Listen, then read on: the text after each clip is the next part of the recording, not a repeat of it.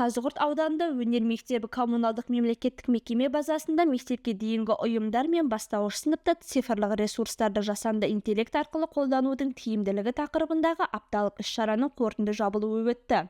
Апталық аясында педагогтар мен тәрбиешілерге жасанды интеллектті оқу процесінде тиімді пайдалану жолдары таныстырылып, түрлі шеберлік сағаттар мен тәжірибелік сабақтар ұйымдастырылды. Біз қазір цифрландыру заманында жалпы қайсы білім саласында жұмыс істеп жатқан біздің мұғалімдеріміз, оқушыларымыз осы заманның көшінен қалмау керек, яғни ілесу керек. Міне бүгінгі тақырып жалпы апталық осы тақырыпты ашты деп ойлаймын. Ауданда жалпы 4000-нан аса мұғалімнің 900-ге жуығы бастауыш сынып мұғалімдері.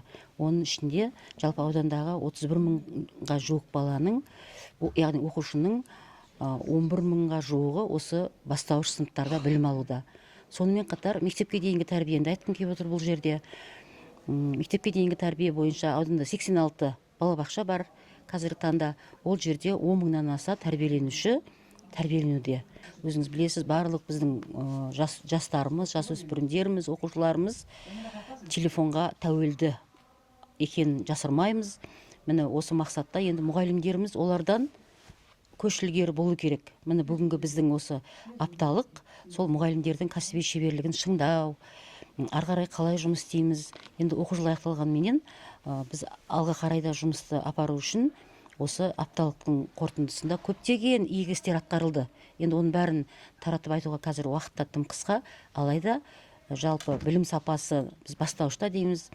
Үйдің іргетасы қандай мықты болатын болса, біз айтамыз осы бастауышта сабақ беретін мұғалімдер үйдің іргетасын қалайды, яғни Қазақстанның іргетасын қалайды, қоғамның іргетасын қалайды. Сондықтан біз осы бүгінгі қатысқан барлық өздерінің тәжірибелерін бөліскен озат алдыңғы қатарлы шебер біздің шеберліктерін көрсеткен барлық мұғалімдерімізге алғыс айтып, осы іс-шараны қорытындыладық.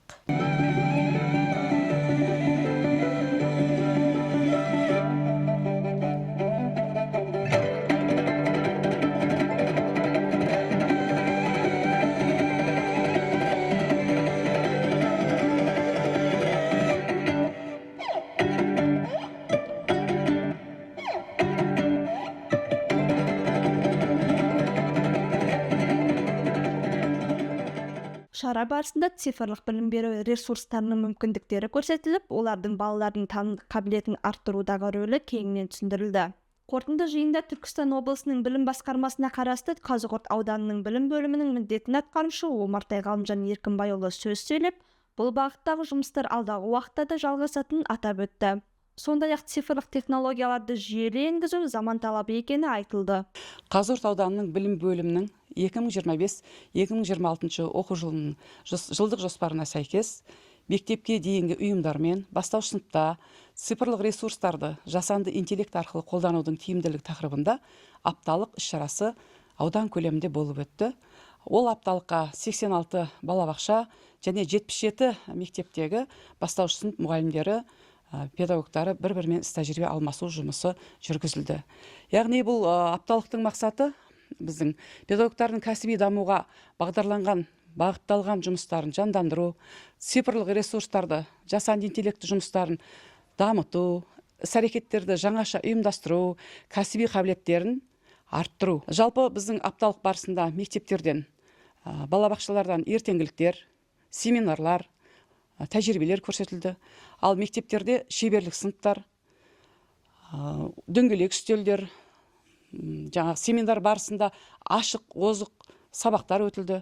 Осы сабақтардың барлығы, осы тәжірибелердің барлығы осы апталықтың аясында аудан көлеміндегі педагогтардың құзыреттілігін жоғарылатып, бір-бірімен іс-тәжірибе алмасу мақсатын жоғарылатты. Және де нәтижеге бағытталу білім беру жұмысы жүргізілді. Бүгінгі апталық семинарға қатысып, осы балдарды жасанды интеллект арқылы дамытудың жақсы рөлдерін осы кішкентай балдарға, балабақшаларға сіңіріп береміз. Биыл енді құдай қаласа біз аудандық семинар өттік, облыстық семинар өттік. Жемісі өте жоғары, жақсы болып жатыр.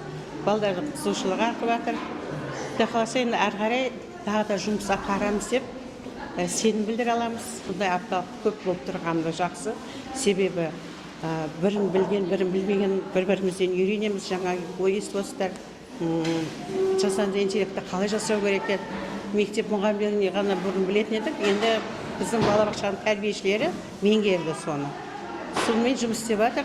Жаңағы әр кабинетке интерактив тақта алдық, солменен балдарды күнделікті зеріктірмей, сол жасанды интеллектте жұмыс жасап жатырмыз.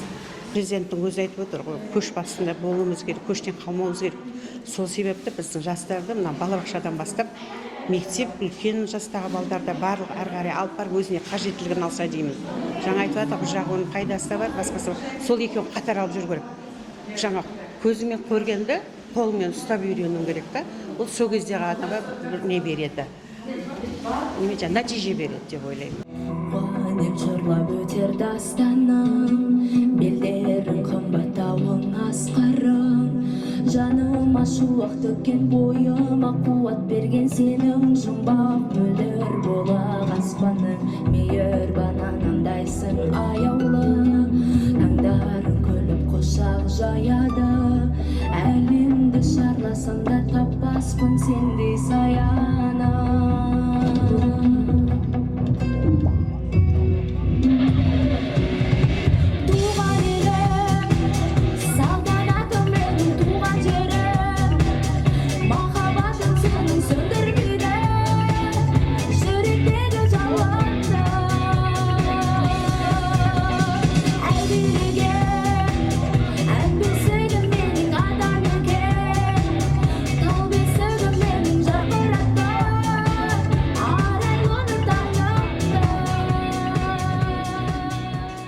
Жалпы апталық іс-шара тәжірибе алмасу алаңына айналып, педагогтардың кәсіби дамуына серпін берді. Мамандар бұндай жобалар білім сапасын арттыруға және оқушылардың қызығушылығын оятуға оң әсер етеді деп отыр.